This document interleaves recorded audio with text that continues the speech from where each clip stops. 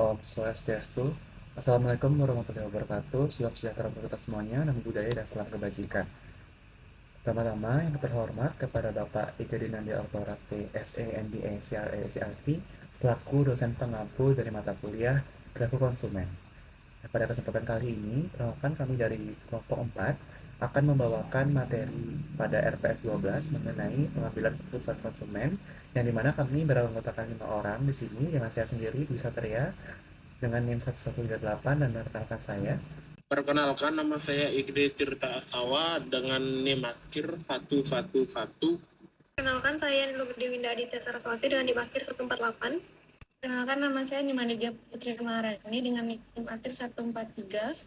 Perkenalkan, saya Samvio Odilin Tofarsini dengan NIM akhir 141. Baik, kita masuk pada bab pertama, yaitu mengenai model pengambilan keputusan konsumen, yang dimana keputusan pembelian di sini merupakan suatu produk oleh konsumen, yang dimana merupakan hal yang sangat diharapkan oleh perusahaan, sehingga banyak perusahaan ini akan bersaing untuk menarik perhatian konsumen. Nah, perusahaan harus mampu untuk menarik perhatian konsumen, yang selanjutnya akan menimbulkan suatu keinginan, sehingga konsumen di sini akan mengambil suatu keputusan untuk membeli produk tersebut.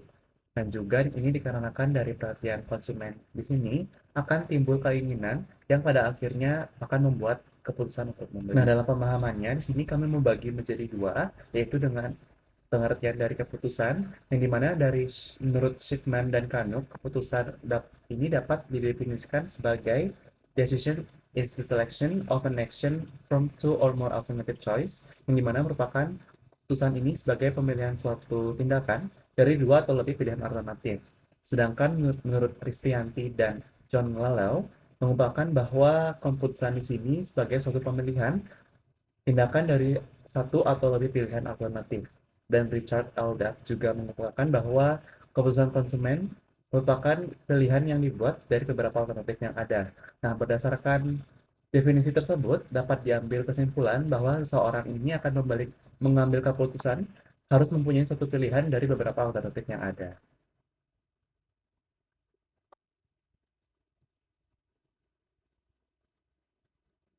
Baik, selanjutnya merupakan definisi dari membeli atau pembelian, yang dimana dalam memenuhi kebutuhannya, konsumen akan mengambil suatu keputusan berupa membeli suatu produk.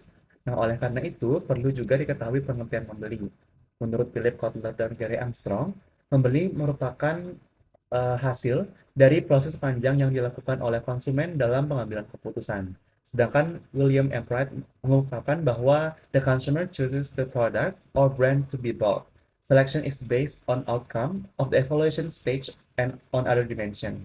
Yang artinya pembelian merupakan pilihan konsumen dalam menentukan produk atau merek yang akan dibeli, dan seleksi tersebutlah berdasarkan dari hasil tahap evaluasi dan pada dimensi yang lain. Nah, dari definisi tersebut dapat kita simpulkan bahwa membeli merupakan suatu proses mengambil keputusan yang dilakukan oleh konsumen guna mendapatkan barang yang tepat untuk tempat yang tepat, pada waktu yang tepat, dan dengan jumlah yang tepat, serta pada harga yang tepat. Sehingga apa sih dari definisi keputusan pembelian? Nah, menurut C. Paul Peter dan Jerry C. Olson, keputusan membeli ini merupakan proses pemecahan masalah yang diarahkan pada sasaran, di mana pemecahan masalah konsumen di sini sebenarnya adalah suatu tindakan timbal balik yang berkesinambungan di antara faktor lingkungan, proses kognitif dan efektif, serta tindakan perilaku. Sedangkan menurut Lemher dan McDaniel, keputusan pembelian di sini merupakan proses tahap demi tahap yang digunakan konsumen ketika membeli suatu barang maupun jasa. Dan juga Philip Kotler dan Gary Armstrong mengungkapkan bahwa keputusan pembelian di sini merupakan tahap dalam proses keputusan pembelian di mana konsumen benar-benar membeli suatu produk. Nah, dari definisi tersebut, kita dapat simpulkan bahwa yang dimaksud dengan keputusan pembelian di sini merupakan suatu proses pemecahan masalah di mana konsumen menekankan pemikiran, pemrosesan informasi, dan juga penilaian secara evaluatif terhadap perilaku pembelian konsumen.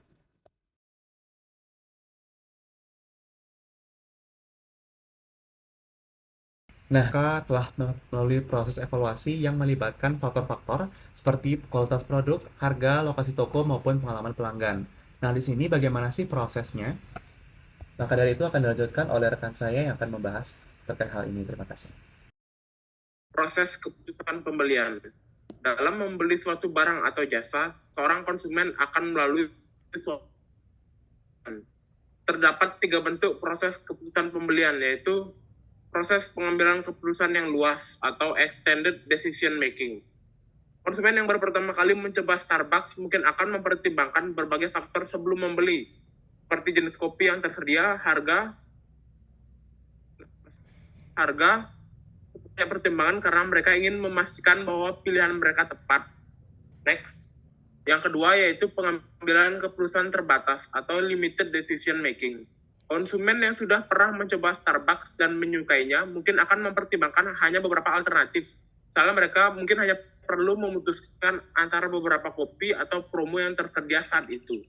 Yang ketiga yaitu proses pengambilan keputusan yang bersifat rutin atau habitual decision making. Pelanggan setia yang sudah mengenal dan menyukai suatu jenis minuman di Starbucks seperti caramel macchiato akan langsung membelinya tanpa terdapat banyak pertimbangan. Mereka sudah tahu apa yang mereka inginkan dan yakin dengan pilihan mereka. Berikut ini merupakan tahapan keputusan pembelian, dan tahapan ini menurut dari Kotler and Armstrong pada tahun 99, yaitu yang pertama ada need recognition, yang kedua ada information source, yang ketiga ada evaluation of alternative, yang keempat ada purchase decision, dan yang terakhir ada post-purchase behavior, pengambilan keputusan konsumen atau consumer decision making, yang merupakan proses pengintegrasian yang mengkombinasikan pengetahuan untuk mengevaluasi 2 atau lebih perilaku alternatif dan memilih salah satu di antaranya. Hasil dari proses pengintegrasian tersebut adalah suatu pilihan yang disajikan secara kognitif sebagai keinginan berperilaku. Baik, selanjutnya saya akan menjelaskan mengenai model sederhana pengambilan keputusan. Menurut Schiffman dan Canuck pada tahun 2007, ada 3 tahap dalam proses pengambilan keputusan yang saling berhubungan satu sama lain. Yang pertama itu tahap masukan atau input, kemudian kedua tahap proses, dan yang terakhir adalah tahap keluaran atau output. Jadi seperti yang dilihat pada slide, yang pertama itu pada tahap masukan atau input. Yang pertama itu adalah alasan pemasaran yang dilakukan oleh perusahaan berupa produk, promosi, harga, dan saluran distribusi. Dan yang kedua adalah pengaruh eksternal lingkungan sosial budaya, terdiri dari keluarga, sumber informal, sumber non-komersial lain, kelas sosial, dan budaya dan budaya. Kemudian tahap yang kedua yaitu tahap proses, fokuskan pada bagaimana cara konsumen dalam mengambil keputusan yang dipengaruhi oleh faktor psikologis, seperti motivasi, persepsi, pembelajaran, kepribadian, dan sikap. Kemudian terhadap kebutuhannya, penelitian sebelum penelitian, pengalaman yang diperoleh dari evaluasi berbagai alternatif akan mempengaruhi sifat psikologis para konsumen. Dan proses yang terakhir yaitu tahap keluaran atau output. Pada tahap ini, model pengambilan keputusan konsumen terdapat 2 macam kegiatan yang berhubungan erat setelah konsumen melakukan proses pengambilan keputusan, yaitu perilaku pembelian dan evaluasi setelah pembelian. Konsumen mencoba membeli produk baru, dan jika dirinya merasa cocok atau puas dengan pembeliannya tersebut, materi selanjutnya akan dijelaskan oleh teman. Konsumen di sini menganggap sesuatu itu adalah suatu masalah karena kalau salah dilanjutkan dengan pencarian alternatif pemecahan masalah, lalu ada evaluasi alternatif dari konsumen, lalu akhirnya sampai pada tahap pembelian, dan juga di akhir akan ada. Baik, selanjutnya saya akan menjelaskan mengenai perilaku pemberian hadiah, di mana hadiah menurut Sherry pada tahun 1983 adalah segala sumber daya, baik yang berwujud maupun yang tidak berwujud, dapat digunakan sebagai hadiah. Bisa disimpulkan bahwa benda atau objek, jasa atau layanan, dan pengalaman bisa digunakan sebagai hadiah.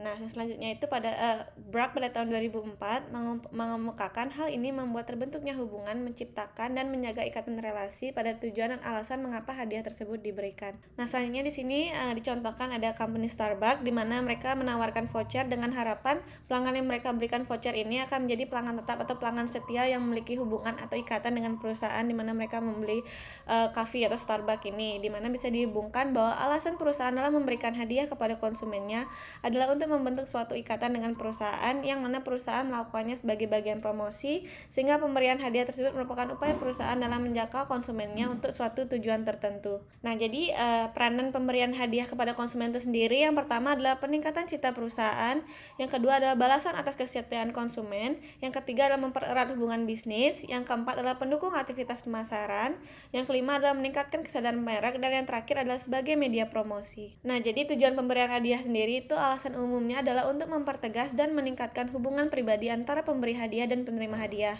Menurut Kotler pada tahun 2012, ada beberapa tujuan diberikannya hadiah, yaitu yang pertama adalah menarik konsumen baru.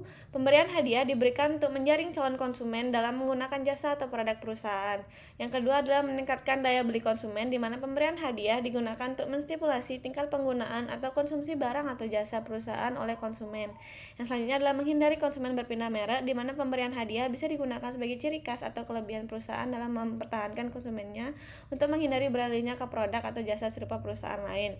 Selanjutnya adalah meningkatkan loyalitas merek, di mana pemberian hadiah dapat mempopulerkan merek dan loyalitas karena menjadi suatu ciri khas tersendiri perusahaan tersebut dan merupakan bentuk apresiasi bagi konsumen yang setia. Selanjutnya adalah meningkatkan volume penjualan, di mana pemberian hadiah digunakan sebagai sarana promosi untuk memicu reaksi konsumen terhadap penawaran suatu produk atau jasa. Next. Nah, berikut adalah beberapa jenis dari hadiah sendiri, di mana Dahl pada tahun 2014 mengelompokkan hadiah menjadi 6, yakni sebagai berikut, yakni convenience gift, di mana ini dicontohkan sebagai mungkin liburan kepada konsumen ataupun pelanggannya. Katalog gift ini penukaran hadiah sesuai dengan poin yang diberikan, jadi sesuai dengan katalog yang dimiliki oleh perusahaannya. Selanjutnya adalah tiket or special events, ini bisa berupa sebagai tiket konser ataupun event-event tertentu. Selanjutnya itu adalah money, di mana ini hadiahnya itu berupa uang, jadi uang itu diberikan agar ke konsumen atau pelanggan ini bisa membeli sesuatu yang mereka inginkan sendiri. Selanjutnya ada food and beverage, ini berupa makanan ataupun parcel pada hari raya. Selanjutnya adalah gift card ataupun gift certificates. Oke, baik, izin lanjutkan. Jadi berikutnya ada proses difusi dan juga adopsi inovasi. Jadi proses difusi dan komponennya, proses difusi itu merupakan suatu proses tentang mengadopsi ataupun penerimaan suatu inovasi yang biasanya berupa produk baru, gagasan baru, dan juga cara-cara baru yang disebarkan melalui komunikasi. Biasanya komunikasi ini melalui media massa, wiraniaga, ataupun percakapan secara informal kepada para anggota dari suatu masyarakat periode tertentu. Nah, adapun komponen dari proses difusi ini, yang pertama ada inovasi. Inovasi biasanya berkaitan dengan produk baru yang digunakan beberapa pendekatan untuk mendefinisikan pengertian dari produk baru, yaitu definisi yang berorientasi perusahaan, yang produk, dan juga berorientasi dengan konsumen. Lalu komponen yang kedua ada saluran komunikasi. Jadi seberapa cepat inovasi dapat diterima oleh pasar itu tergantung pada tingkat komunikasi antara pemasar dan juga konsumennya. Dan juga komunikasi di antara konsumen melalui komunikasi dari mulut ke mulut ataupun yang disebut dengan getok tular. Komponen berikutnya ada sistem sosial. Jadi difusi dari suatu produk baru biasanya terjadi dalam sebuah lingkungan ataupun latar belakang yang sering disebut sebagai sistem sosial, yaitu lingkungan fisik, sosial ataupun budaya tempat terjadinya difusi tersebut. Lalu komponen berikutnya ada komponen waktu. Nah, waktu ini merupakan elemen penting dalam proses difusi sehingga dikatakan sebagai tulang punggungnya. Berikutnya ada proses adopsi dan tahapannya. Sebelum masuk ke proses adopsi, ada perbedaan mengenai proses makro karena berkaitan dengan penyebaran produk baru ataupun suatu inovasi dari sumbernya kepada publik yang mengadopsi. Sedangkan untuk adopsi sendiri merupakan proses mikro karena memfokuskan pada tahapan-tahapan yang dilalui oleh konsumen individual ketika memutuskan untuk menerima ataupun menolak sebuah produk baru. Nah, adapun tahapan-tahapan dari proses adopsi ini itu ada 5. Yang tahap pertama adalah tahap kesadaran, di mana konsumen mulai sadar akan adanya keberadaan suatu produk baru tersebut. Lalu yang kedua ada tahap minat, di mana konsumen mulai berminat dan mencari informasi mengenai produk tersebut. Lalu yang ketiga ada tahap evaluasi, di mana konsumen mulai mengevaluasi informasi yang didapatkan dari tahap sebelumnya. Lalu ada tahap mencoba, di mana konsumen sudah mencoba untuk membeli dalam jumlah sedikit. Lalu ada tahap adopsi ataupun menolak. Jadi di tahap ini konsumen memutuskan untuk apakah dia mengadopsi produk tersebut ataupun menolak produknya. Selanjutnya saya serahkan ke moderator. Baik, selanjutnya merupakan sesi diskusi yang dimana jika Bapak dosen maupun teman-teman memiliki pertanyaan, dapat disampaikan secara langsung melalui chat grup kelas. Baik, sekian saja materi presentasi kami pada hari ini. Terima kasih banyak sudah mendengarkan dan kami mohon maaf jika ada terdapat kesalahan yang kami sengaja maupun tidak. Akhir kata kami ucapkan terima kasih dan Parama Santi, Om Santi, Santi Santi Om. Assalamualaikum warahmatullahi wabarakatuh. Salam sejahtera untuk kita semuanya. Nama budaya dan salam kebajikan.